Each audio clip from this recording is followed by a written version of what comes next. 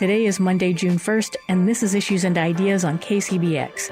We take you behind the news and into local culture to help us better understand this beautiful and complex Central Coast that we all share. I'm Monica Lopez. On today's program, a white paper out of UC Santa Barbara says PG&E may be massively overcharging ratepayers for the Diablo Canyon power plant. PG&E asked the legislature for $1.4 billion. However, on the day the bill was signed into law, it only asked for $1.1 billion, and so it created a $300 million gap. And PG&E is already on the record saying that taxpayers should pick up the bill. We'll hear from the lead author of that paper. And later in the show, we'll take a trip to wine country to hear about Zinfandel-centered wines in the Templeton subregion of Paso Robles. When we planted, we wanted to keep a lot of the historical aspect the same, so we tried to do all head-trained, dry-farmed plantings. The vineyard's in place, then we did some of the winery restoration, and we've also just finished the first phase of hospitality. But first, we go to San Luis Obispo, where the city will soon be changing the way it elects its city council members. It's called Citywide Single Vote. And an important note, the change will not take place for tomorrow's June 2nd election. The new method will get its first run in the November 2026 election. I sat down with two attorneys last week to help explain what Citywide Single Vote is and how we got here.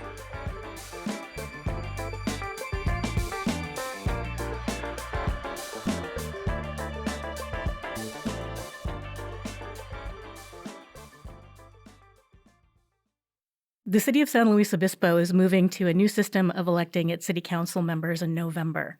It's called Citywide Single Vote. And with me in studio are two people to help explain what it is and how the city of San Luis Obispo came to make this change. Kevin Shakeman is a voting rights attorney with Southwest Voter Registration Education Project, best known for bringing California Voting Rights Act cases that challenge at-large election systems and push cities toward district-based elections.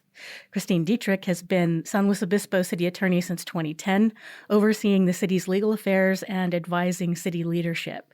She joined the city attorney's office in 2005 as assistant city attorney after practicing in the private sector at Capello and Noel. Ms. Dietrich was the city's legal point person in the California Voting Rights Act dispute with Southwest Voter Registration Education Project. Along with our outside counsel, Marguerite Leone, who is the expertise in this area for the city. Okay, great. So that's my introduction to each of you. Can you help me fill in the blanks? Tell me a little bit about your backgrounds. So we've been doing work related to the California Voting Rights Act dating back, I feel so old when I say this, but I guess it's been almost 15 years now, starting with the city of Palmdale, and that ended up being the first case to go to trial under the California Voting Rights Act. And we won that in trial, we won that in the appeal, and that got us started doing this sort of work and, seeing how it has a beneficial impact on minority communities across the state of California. Christine? I spent about 5 years before I entered municipal practice as a civil litigator, both on the insurance defense side and then on the plaintiff side in Santa Barbara with Capello and Noel. And then I found municipal law by accident. I started as the contract deputy city attorney for Morro Bay and assistant for Pismo Beach and found that I really loved that work. And then I was lucky enough to find this community that I really love representing and feel good about representing, which I didn't always my clients in the private sector. That's great. Let's start with you, Christine. Could you just begin by explaining what Citywide Single Vote is and how it's going to work? So our current system is we have a 5-member council. That's 4 elected city council members and 1 directly elected mayor. And we have elections every 2 years, and the mayor position and 2 council members are up for election. Everyone in the city votes for the mayor directly, and then every person in the city votes for 2 council members. With the transition to citywide single vote, everybody will continue to vote for the mayor position, will be separately elected, but everyone in the city will now vote for only their favorite candidate overall. So 1 vote for city council, and then the top 2 people receiving the most votes will be elected. Kevin, could you explain how we got to this point? What's the history and why did you file a complaint against the city? Sure. Now that we're approaching the primary election, I would just point out that the citywide single vote and the top two prevailing is no different than the primary elections that we have in California for all of the races, for governor, for all the statewide elected offices, for assembly, for Senate, et cetera. So it's going to be familiar to San Luis Obispo voters. How we got here, we saw that there was, at least in our view, a violation of the California Voting Rights Act by the city of San Luis Obispo and its plurality at-large election system, the way that it's run in all of the past elections. And we brought this to the attention of the city. And to their credit, they expressed a genuine desire to fix what at least we see as the problem. And the city did not view district elections as particularly desirable based on, and Christine can add to this, but I think it was based on the particular politics and demographics and dynamics of the city. Certainly there was some skepticism on our side as to whether the desire to fix the problem was genuine, but we had a lot of conversations over months and months, and it was a very collaborative process. Christine was great. Also, Margaret Leone, I've been opposite in the cases over more than a decade. And we were able to have a very candid discussion about how we solve the problem that Southwest Voter identified, and at the same time do it in a way that made sense for the city of San Luis Obispo. And I think we've accomplished that with the citywide single vote system. And there are also safeguards. If we see that the citywide single vote system is not solving the problem, there are mechanisms that we can employ to move the city into district elections, which is maybe a more common remedy for this type of problem. You're listening to Issues and Ideas on KCBX 90.1 FM in San Luis Obispo. I want to remind everybody that I'm speaking with attorneys Kevin Shankman and Christine Dietrich on citywide single vote. There's also, in the settlement, there's some sort of language about how Southwest Voter would help provide assistance to the city, maybe not from, setting up the policy or the legal part of it, but to help cultivate candidates and do training and things like that. Is that also a part of what could happen? Absolutely. And I think, right now everyone's focus is sort of on that primary election because it's coming up in like a week. And after that, I think things sort of shake out and the focus turns to that general election. People start thinking about, am I going to run in that municipal election? So I think things will heat up in that respect after this primary election.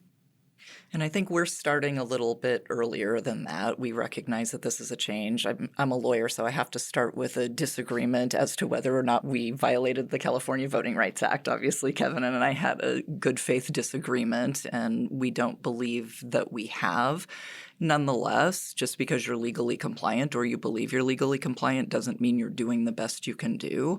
And I think that, to Kevin's credit and Marguerite, our outside counsels, I think there was a lot of mutual respect there that enabled us to have a really productive conversation. And I would agree that it was a really collaborative process, really focused on the shared value of increasing equity and participation in our voter system. And I think there's always room for improvement there. That our council is really committed to those values. So I think that was the shared space, even with the disagreement, where we were able to move forward.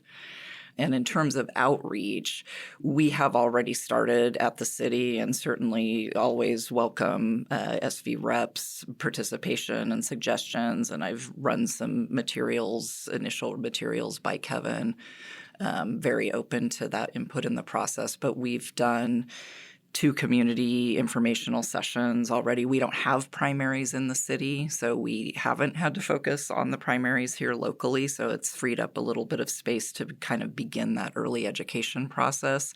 As I said, we're really trying to encourage people to be interested. We have had sporadic good attendance, I would say, at low levels on the things we've done so far.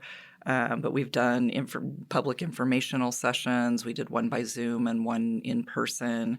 We've done community working group discussion meetings for formal presentations to community organizations. And we've got staff out really trying to get out the word to people that things are changing so that they know how to do it right and have their vote count. Because our biggest concern is that people just don't sort of read the new directions and revert to what they're used to doing, which would result in an overvote and their ballot not counting. So we're really focused on getting word out to the greatest number of people that we can that things are changing and making sure that we're answering as many questions as we can about how to do that correctly and make sure that their vote counts, while also trying to get more people involved that maybe historically haven't felt like the system was open to them. Mm-hmm. Mm-hmm. So I'm going to back up a little bit. How was it that you all came to decide on citywide single vote over districts? So the council was not sort of knee-jerk opposed to districts. We had actually been served with a prior district election demand from another group within a couple of years before Kevin and SV Rep contacted us. So we had some opportunity to do some analysis and to look at whether or not the data suggested that districts were actually going to advance the goal of increasing representation and participation and addressing any of the dilution concerns that at-large systems present. Our data didn't lead us to the conclusion that we were having that problem at a significant broad spread level, but the council was very open to the data that SV Rep and Kevin were presenting and considering that very carefully with the assistance of experts in this field, right? With Marguerite and a demographer and folks who know how to do this pretty complex analysis, which is not me. So ultimately, the council's conclusion based on the information that they had in evaluating Kevin's was that districts just weren't the best solution to solve the problem or to advance the shared objectives. And so we began some discussions with Kevin about whether there was another alternative that might advance those goals and not raise the concerns about sort of dividing up the community and limiting coalition building possibilities and the kind of community cohesiveness that we have here in San Luis Obispo. And I think we found it. I think we got to a place where we both believe we've landed on something that might work to advance the shared values, really. And I'd add, right around that same time, the California Supreme Court came out with a decision addressing, among other things, what we've been calling the citywide single vote system. I think the California Supreme Court calls it limited voting. And the court also discussed ranked choice voting that some Californians may be familiar with. That's used in some other places, cumulative voting as well. And that was a decision in a case that I argued, Pico Neighborhood Association versus City of Santa Monica. And the court was our Supreme Court, the California Supreme Court. They were very, I think, complimentary of those potential remedies, ranked choice, cumulative, and what they called limited voting. And that gave us an additional cue that maybe this is something that we should consider in San Luis Obispo. It's not every place that that's going to make sense. Some cities, districts are the clear best option. Other cities, not so much. And I think the only way to really tell whether it's going to be the best option is to give it a shot sometimes and see where it lands and then adjust based on what you are seeing from those elections using those potential remedies. Mm-hmm. You said it's kind of like this big civics experiment now. So how are you going to work together to evaluate once everything is done? So it is laid out in the settlement agreement, but the gist of it is to take a look at the results of the November election coming up, and then also the 2028 election that will also be using citywide single vote in, and see whether minority preferred candidates were elected and whether there was what's called racially polarized voting, and see if the citywide single vote system is solving at least the problem that we believe exists of minority vote dilution. And if it is, great. That would be actually our ideal. Ours as well. Yeah, it is that we don't need to worry about trying to switch anything up. It's working great, and it hopefully will be a shining example to other jurisdictions of what may work there. It should not be viewed as a way to avoid districts where district elections make more sense, but it should be something that is considered in the holistic process of how do we solve this problem. I hope it turns out that way. We'll see. Like you said, it is a little bit of an experiment. We've seen other places with a similar system. One that comes to mind is Albany, California, up in the San Francisco Bay Area. They have been employing ranked choice voting, which is in many ways actually quite similar to citywide single vote. And to tell you the truth, I did not think that it was going to work there. I was wrong. We took a look at the first elections that the city of Albany employed ranked choice voting, and it actually worked very well. The minority preferred candidate prevailed with ranked choice voting, and if you back out the results, he would not have won under their previous plurality at-large system. So hopefully we see something similar in San Luis Obispo, and we can then point to that as an example to other cities. Mm-hmm. Well, you sort of answered my next question, which is, what does success look like?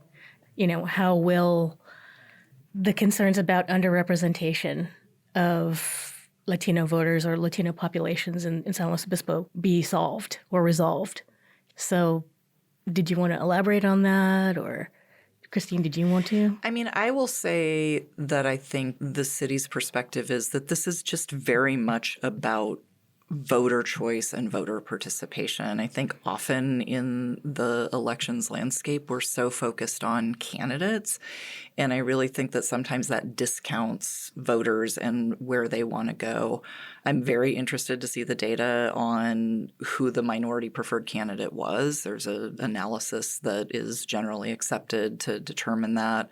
It's not always clear, particularly in a community like ours where there's a pretty small voter sample, I guess.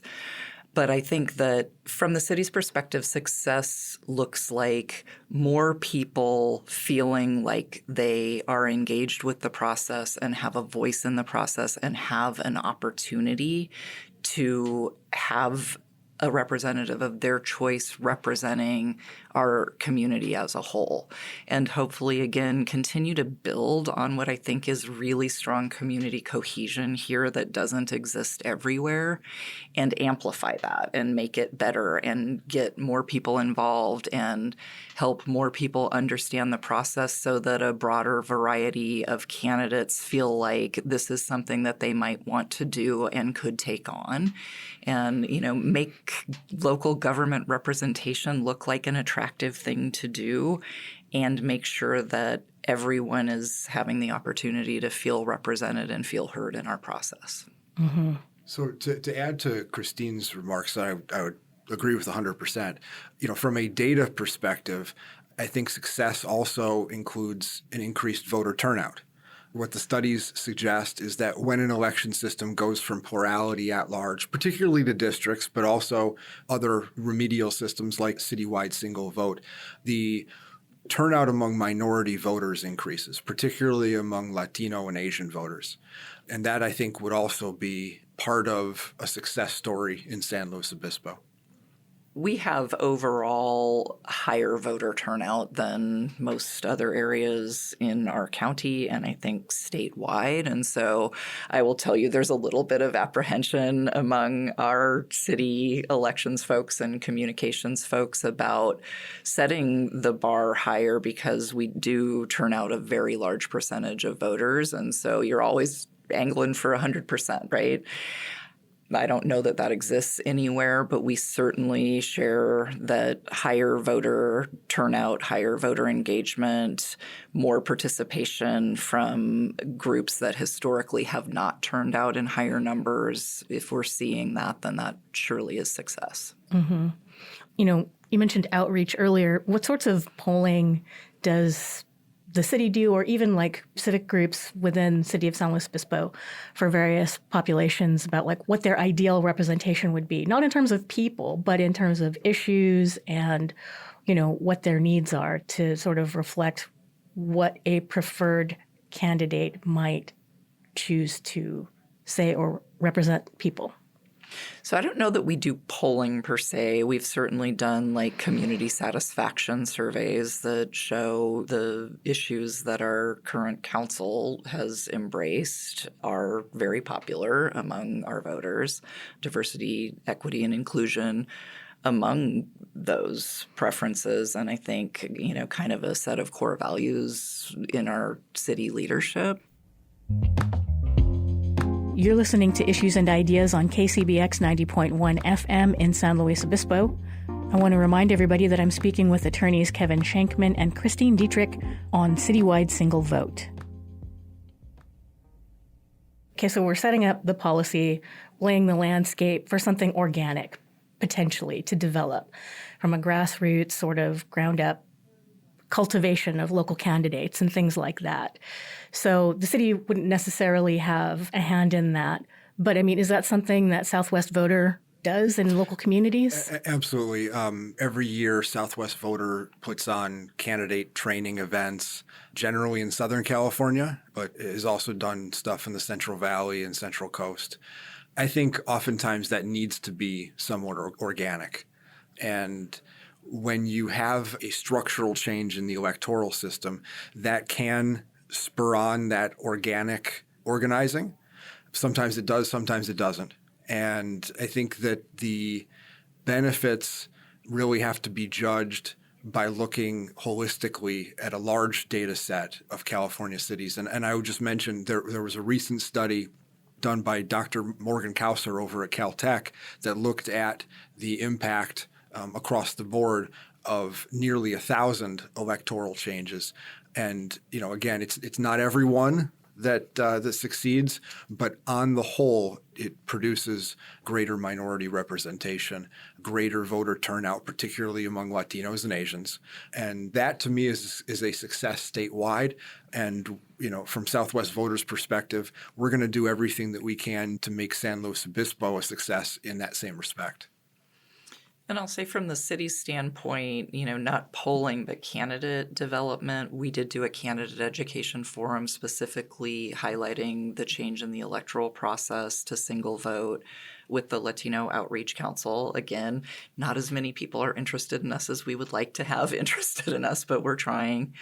And then we ran a community academy, which is essentially a local government 101, and it's sort of nuts and bolts from the budget to the electoral process to just all of the various transparency and records laws that apply to cities, Brown Act meeting laws, and just sort of helping folks understand what level of government does what and what you might be doing if you chose to serve. It tends to be an access point to service on our advisory bodies, which is a great way to, you know, develop that perspective and experience to communicate to a community that you're ready to serve as a leader.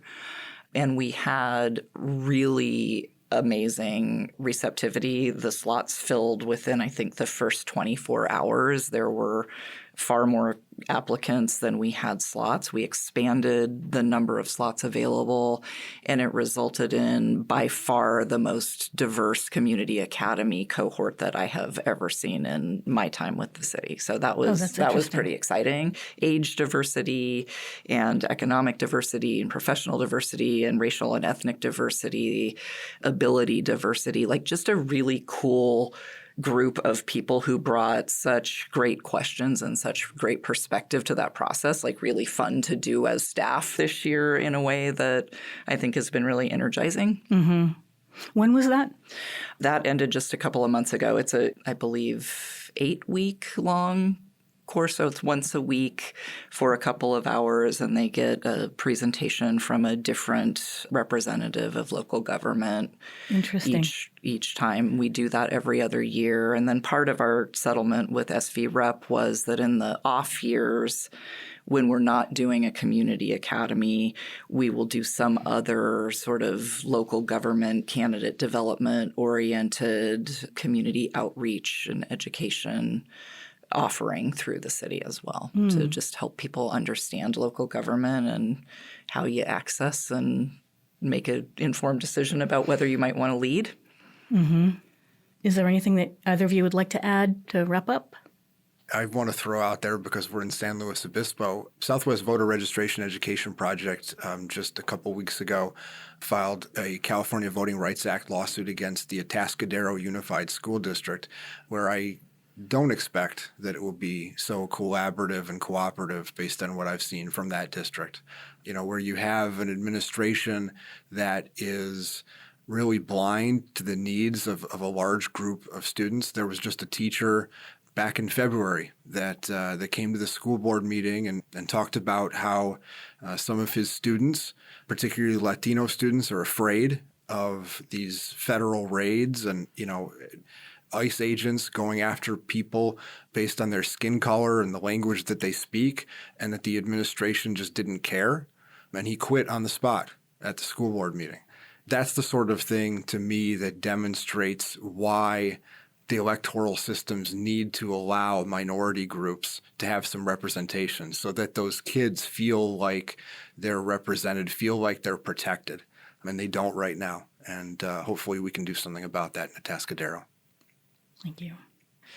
I just want to acknowledge that the name Kevin Shankman evokes fear and loathing in a lot of municipal communities. And I have to say that I was not immune to that when we began this conversation. And I do think and hope that this can be a little bit of a model about how you get past some of that and start to really problem solve together. And I just think there is such an incredible space there that can yield really good things that elevate everyone. Just getting past this mentality that including someone else means taking something away from me. I think this is just not a zero-sum game in that way. And I hope that that this can be a model and that we can do this well in a way that engages people. It is important to our council that people do feel safe in this community and that people do feel represented in this community. And none of us are perfect, and no community is perfect, and all of us have a lot of work to do. I think this community genuinely is committed to doing that work and doing it in a collaborative way, and I'm very grateful for the opportunity to give it a try. Thank you. Amen. That's a great way to finish this up, isn't it? That's right. I just want to remind everybody that you're listening to KCBX 90.1 FM in San Luis Obispo. We've been speaking with Kevin Shankman, Malibu-based attorney, and Christine Dietrich, city attorney for San Luis Obispo. Thank you for having me. Thank you. Thank you.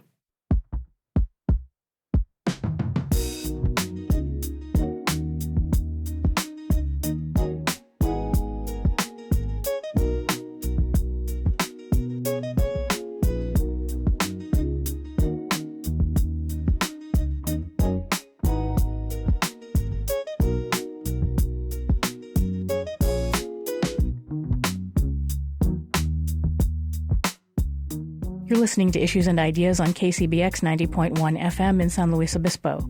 And now back to Issues and Ideas.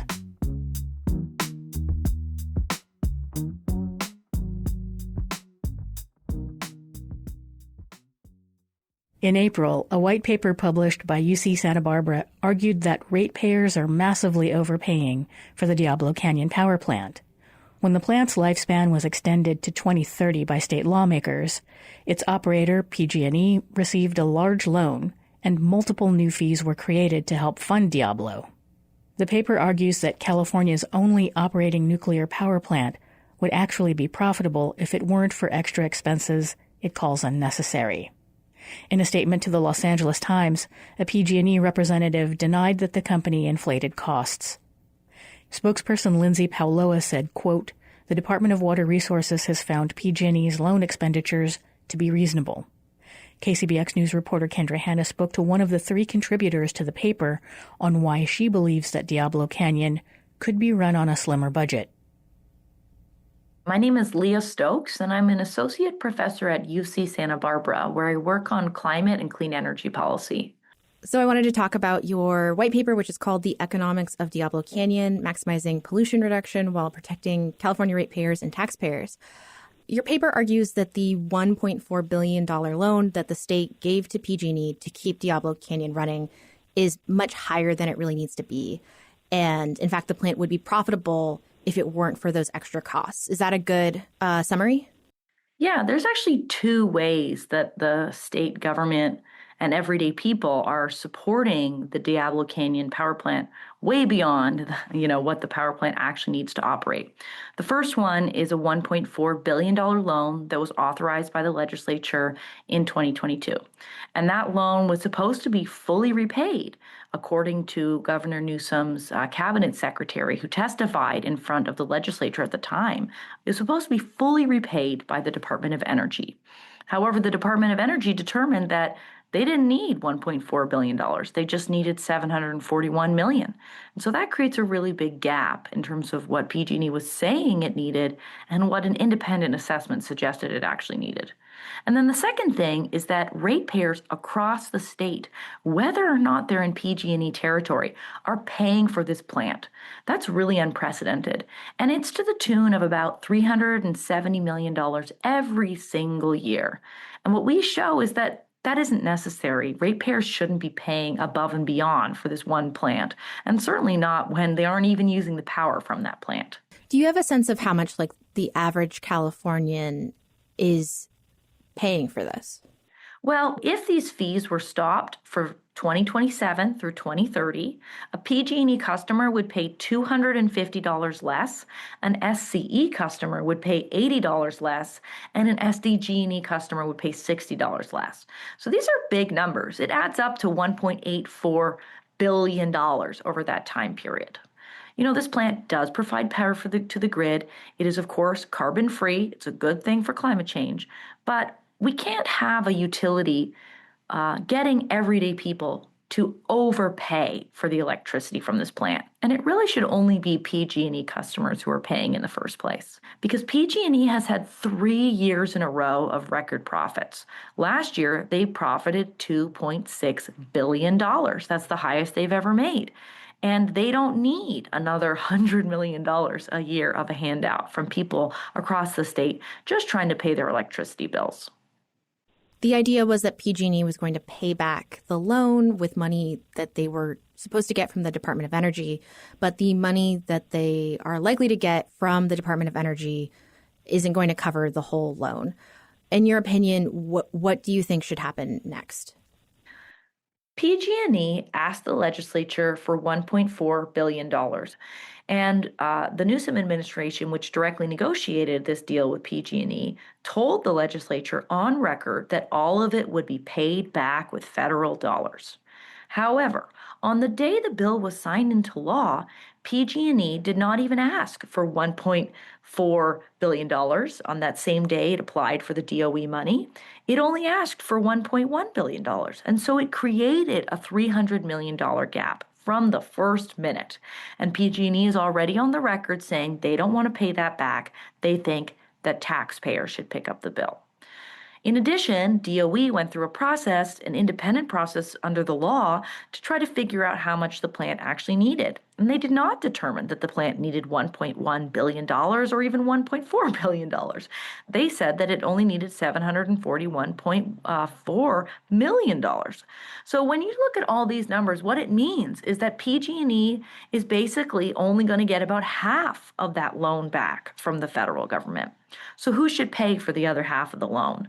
Our opinion is that PG&E shareholders should pay it back, because it was always promised that the full loan would get paid back.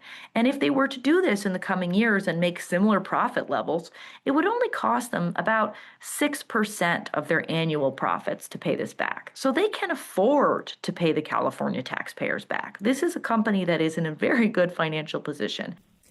One of the costs that's mentioned in your paper is the Employee Retention Fund, which is a temporary, I believe it's 25% raise for Diablo Canyon workers.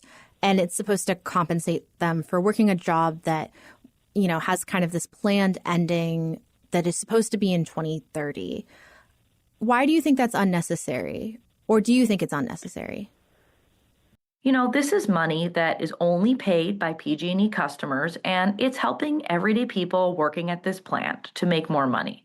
I think there are questions to be asked about how long you should have an employee retention fund, given that Diablo Canyon discussions are going on that the plant could operate till 2045, which is quite a long time in the future. But when it comes to these different fees, we have the least problem with this particular fee because it isn't just going to shareholder profit or to PG&E executives. It's going to everyday workers at the plant. And I think that that's much more justified, especially because it only comes from PG&E customers. So going forward, there's conversations about keeping Diablo Canyon open for a longer period of time. PG&E has said we really only have until the end of this year, 2026, to make that happen. We need to know basically now if that's going to happen so that we can get ready to keep it open past 2030. How do you think that, California should take the lessons from these negotiations that happened in 2022 and think about them going forward? I think that there needs to be an independent assessment about Diablo Canyon, about its safety, of course, and on my side of the issue, about its finances. We need to know objectively how much does PG&E actually need from ratepayers and taxpayers, and can they just, do this with the wholesale market revenue that they get? Because certainly, our calculations suggest that the plant is profitable. And notably, this plant is not eligible for a federal tax credit that is given to nuclear plants that are struggling. PG&E, in my opinion, wants to try to jam this conversation through like they did in 2022 because they know that they have a favorable environment under Governor Newsom to try to get this extended. But I think there needs to be much more public conversation and oversight just to make sure that we get a good deal. It could be that having Diablo Canyon operate into the future is the right thing from a carbon pollution perspective, and that it's safe enough to do and that it can save customers money. But right now, under this deal, it's just costing people money. So we need to get a better deal going forward. Is there anything that we haven't talked about yet that you think is important to include here? Well, I think it's important to notice that we are, in an election year when it comes to our governor, and this deal was made under the Newsom administration, and we are going to have a new governor next year. And so, the top candidates on the Democratic side, Tom Steyer and Katie Porter, have been talking a lot about utility accountability. And it's my opinion that they shouldn't rush, this conversation around extending the plant or what the new deal should be. I think the next governor should have a chance to weigh in on this. That was KCBX's Kendra Hanna speaking with UC Santa Barbara political science professor Leah Stokes about the economics of keeping Diablo Canyon open. But beyond the dollars and cents, there's another factor shaping the plant's future, one that's evolved dramatically since its construction. The construction of Diablo Canyon Power Plant kicked off decades of protests led by anti-nuclear and anti-war activists. But locally, support for the plant has grown steadily. That could play a crucial role as state lawmakers try to decide Diablo's future. Here's Kendra Hanna with that story.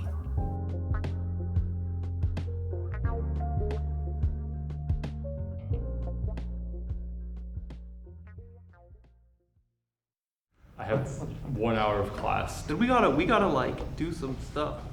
On the Cal Poly campus in San Luis Obispo, a student advocacy club is hosting a meeting. It's called Nuclear is Clean Energy, or NICE.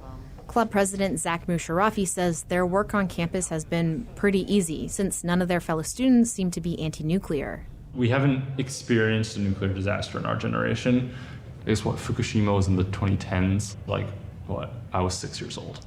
Diablo Canyon, California's only operating nuclear power plant, is about a 20-minute drive from this classroom. It produces roughly 9% of the state's electricity. The plant was scheduled to close last year, but concerns over grid reliability led to state lawmakers extending operations until 2030.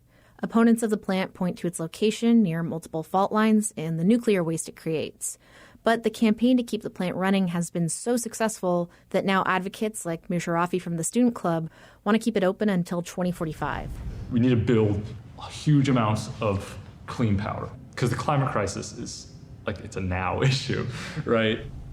Many years ago, not too far from here, a group of young activists who also cared deeply about the environment gathered together for the exact opposite cause.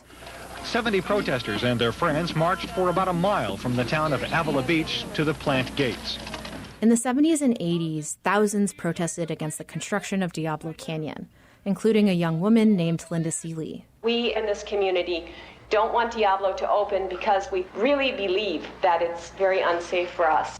I was arrested twice at Diablo Canyon, once intentionally and once when the police pulled me over the line and arrested me.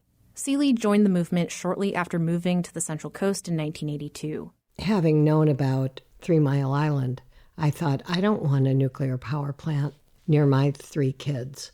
And so I joined Mothers for Peace. Mothers for Peace is one of the activist groups that fought against Diablo in the 70s and 80s. Seeley says the group was a lot larger then, back when more people were anti-nuclear. Nuclear is normalized now. Mothers for Peace is still a presence in the area, but something has definitely changed. Ann Bisconti is a researcher who studies public opinion around nuclear energy. She says support has increased nationally since the 80s. Where we're at right now is a very interesting time, certainly much more favorable than it was when I started out. And the Central Coast is an interesting case study. It's been basically a hotbed of activism for a long, long, long time. A recent change is a spike in local activism, but not against the plant. There is a lot more interest in activism among those who are for nuclear energy. A possible explanation for the shift is that Diablo is a big employer. It's drawn a lot of people to the area over the last 40 years.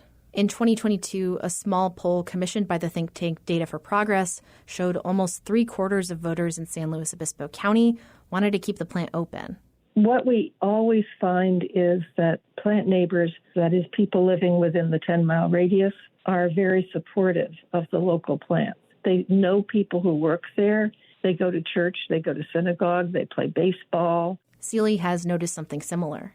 You know, if you go to any celebration of an opening of any park or performing arts place, PG&E is always one of the main contributors to it. In fact, PG&E is a financial supporter of KCBX. The company has also paid tens of millions of dollars a year through property taxes and a settlement to the local community, including the school district in San Luis Obispo County.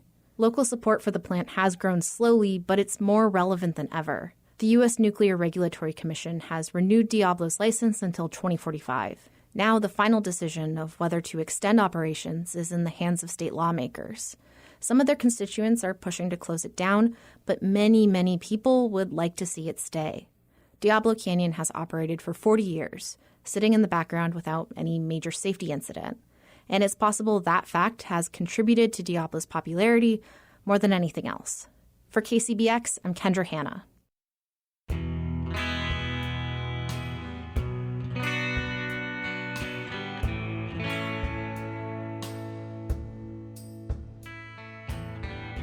Paso Robles is a large and diverse wine region. There you'll find big reds, Rhone blends, and some Chardonnay. In the following segment, wine country producer Mira Honeycutt speaks with winemakers from the Templeton subregion of Paso Robles, Turley Wine Cellars, and Radial Estate. I'm Mira Honeycutt, host of Wine Country. I'll bring you stories from the Central Coast wine region through my conversation with local vintners and winemakers. Today, we're looking back at some of Paso Robles' old Zinfandel vineyards at Turley Wine Cellars and the historic Rhoda Winery, which was one of the first 3 wineries in Paso Robles founded in 1908. Both wineries are incidentally across from each other in the Templeton subappellation, which is part of the larger Paso Robles AVA. And today my guests are Bill Lapp, who acquired the Rhoda Winery and has rebranded it as Radial Estate, and Melanie Anderson, manager of Turley Wine Cellars. Welcome to Wine Country, Melanie and Bill. Thank you, thank you. Thank you for having us. Bill, you call yourself farmer, laborer, IT geek, cellar rat, and as the owner of the historic Rhoda Winery, which you have rebranded as Radial Estate, what year did you acquire Rhoda, and how have you restored some of its heritage? So talk about the new developments and vineyard plantings and restoration. Yeah, first I'll say if I was good at any one of those things, I'd probably just have one title. So it means I'm not very good at many things, I suppose. But my wife and I purchased it back in 2020. And, we had to take a decision on how did we want to approach this older property. When we first looked at it, our initial inclination was not to purchase it. My wife's like, this is old, it's tired, I don't know. And a good friend of ours is like, well, Bill, you're from the Northeast. Didn't you used to fix up a bunch of old houses and restore them? And I said, yeah. He's like, well, this is it. You don't get any older and more historical than this. Why don't you take on a project? It's quite a challenge, isn't it? Yeah, especially, if I think about my early days graduating college, I didn't quite know how to fix up houses either. I think I bought the Home Depot book for like $20, and that was my only guide. It was before YouTube. At least now with the wineries, there's a lot of people you can ask advice from, and there's plenty of online materials from things from Talbot's Creek to UC Davis. But our goal is how do we make this thing last for the long term?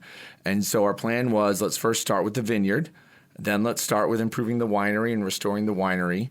And then we'll start to work on hospitality and the other facets that a lot of wineries kind of go in reverse, I think. It's smart. Now, doing this 5 years later, it might have been smarter to focus on the business side before the vineyard side. But yeah, we went and 3/4 of the property were actually blighted with phylloxera. So the Zinfandel we had was actually planted on its own rootstock, not on American rootstock, which meant it ended up suffering from a lot of the blight that Europe did. And we had to pull out and replant about 2/3 or 3/4 of the vineyard. When we planted, we wanted to keep a lot of the historical aspect the same. So we tried to do all head-trained, dry-farmed plantings. Every stake was put in by hand. 2 of them I did. The other 20,000 were done by very, very skilled laborers, much more skilled than me. We didn't try to rush the fruit because with dry farming, you need the rootstock to go down deep to get water. So I think we're just now got our fruit off the vineyard last year, our first partial harvest. So that was 4 or 5 years later, where normally you get fruit on year 2 or 3. So the vineyard's in place. Then we did some of the winery restoration, and we've also just finished the first phase of hospitality. So how many acres planted? The property's 40 acres. Planted is 20 acres. And I don't know where the other 20 acres went, but somehow they're not planted. I feel like we planted everything we could, and I want to know where the other 20 went. But we do have 20 planted. So the wines you've been making are from sourced fruit so far? Yes, we actually had our first property my wife and I purchased when we were in our early 30s in Paso. That's how we started here. And that was over by Calesta Winery, sort of over by them and Victor Hugo. And so we did have 8 acres of our own vineyards that were originally mostly sold to Talbot's Creek. And we started to use some of that fruit. But then we also used some fruit from our neighbor Calesta, some fruit from, I think we did some Denner fruit. We also did some fruit from Machad Vineyard up in Chalone, which gave us a little bit of diversity. But we did try to choose fruit that was aligned with what we were growing so that we wouldn't be changing fruit styles too much. Melanie, Turley Wine Cellars was founded in Napa by Larry Turley in 1993. How did the expansion to Paso Robles come about, and what year was that? So, yes, Larry started Turley Wine Cellars in St. Helena at his home where he still lives in 1993.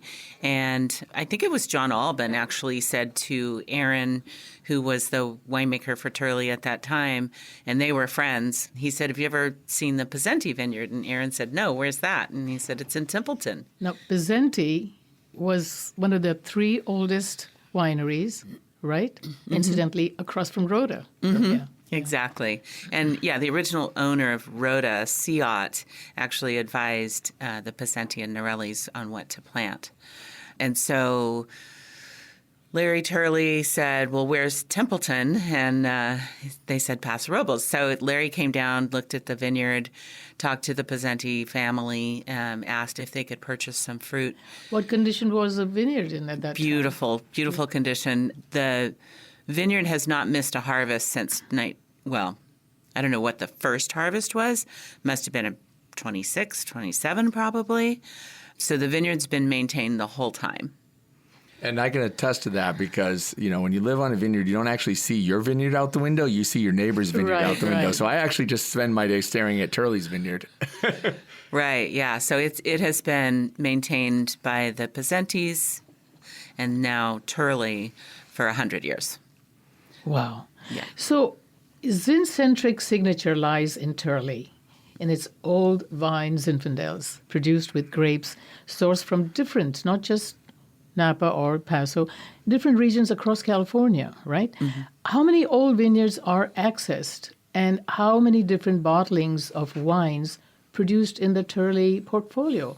Because you've got like dozens of vineyards. No one knows. Oh my gosh. No one knows. It depends on the day. So probably 40 different vineyards. 40 different vineyards, 30 different wines. But all focused on Zin. 90%. Petit Syrah. We make Petit Syrah. Yeah, we make some white wines too. We have some Grenache and some Carignan. So we have some fun things. But yeah, it's primarily focused on Zinfandel. So Larry, mostly old vines. And mostly old vines. So we make more wine from 100-plus-year-old vines than any other winery. The who's who Rolodex of historic wineries. Absolutely. So we'll get to old vines in a minute. If you're just joining us, this is Wine Country, and I'm Mira Honeycutt. Today, my guests are Bill Lapp, owner of Radial Estate, and Melanie Anderson, manager at Turley Wine Cellars. So, Melanie, getting back to old vineyards, what constitutes an old vineyard, old vine? Well, there's no industry standard, but for Turley, isn't there a historical society? There is. So Tegan, our winemaker, and his winemaker friends started a nonprofit called the Historic Vineyard Society. And so they are treating it kind of like a historic home society. And so we're saying 50 years as a benchmark to say old vines. But typically, there wasn't a lot of Zinfandel or vines being planted 50 years ago. So if they're old, they're usually 100 years old. Right. That's more typical. And they did a lot of field planting, right? With Zinfandel with Petit Syrah and some field blends were very, very common because if you're not ordering in the 20s, you're not ordering from a nursery, you're getting from your neighbors. What do they call it? Mixed blacks, I think. Mixed blacks is another term, So you're just taking cuttings from someone else's vineyard and basically starting your own vineyard. Talk about the Uberoth vineyard, which is on your estate in Paso Robles.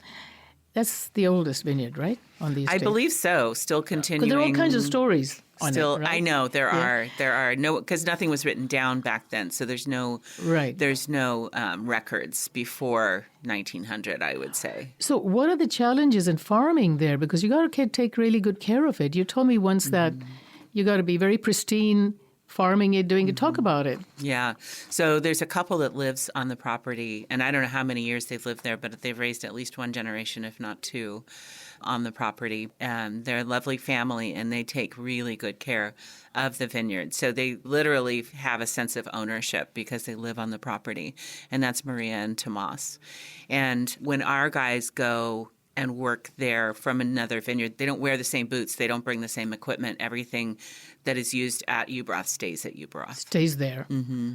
Wow. And it's pretty isolated, or at least it was at one time. Some vineyards have grown up around it, but if you think about going back, 100+ years, there was not a lot of traffic there. So talk about the expression and the flavor profile of the wines coming from such old vineyards.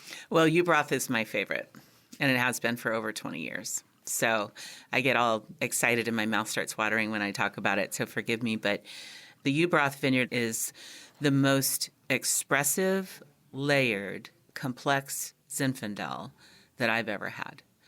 And I've had a lot of Zinfandel. And people used to say, oh, Zinfandel is very one-dimensional. It's just a quaffable, drinkable wine. It's Right. not. It doesn't have any pedigree, or they consider it a workhorse grape. Well, it was. It served its purpose for the Pezzentes. They never charged more than $14 for a bottle of wine the whole time they were in business. They made jug wines, and I used to sell the wine in half-gallon and gallon jugs for the Pezzentes. So I get it. I get where people's mindset is coming from. Well, I was born in the 60s, but I started drinking in the 80s.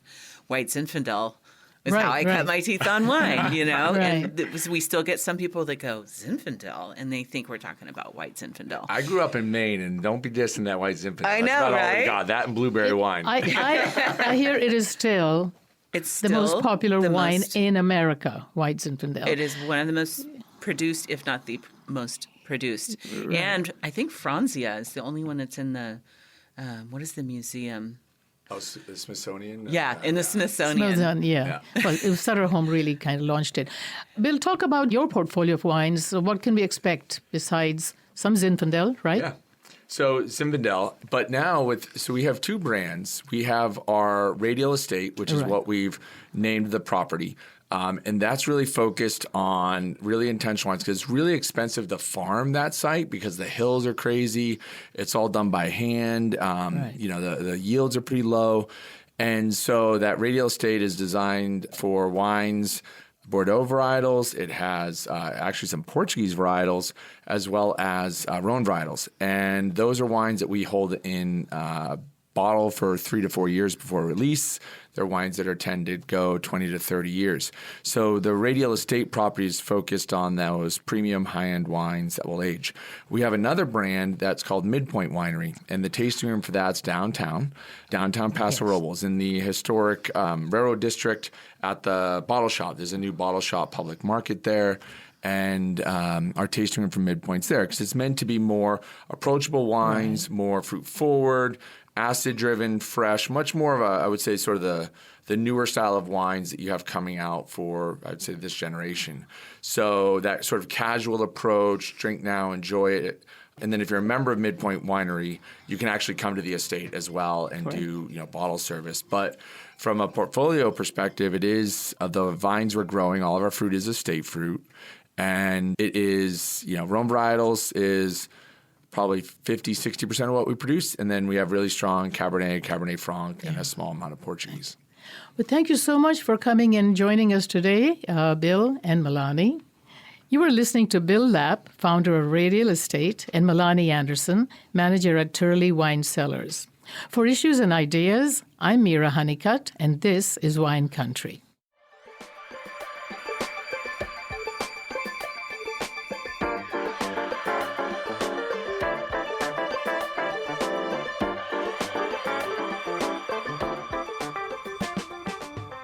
And that'll do it for this week's show. Our theme song is Soul Sync by Ketsa. You've been listening to Issues and Ideas on KCBX 90.1 FM in San Luis Obispo. Thanks to everyone who contributed to this week's program. Kendra Hanna and Mira Honeycutt. Our producers are Emily Harris and Monica Lopez. We had engineering assistance from Hank Hadley and Frank Lanzone. And I'm this week's host and KCBX News Director, Monica Lopez. See you next time.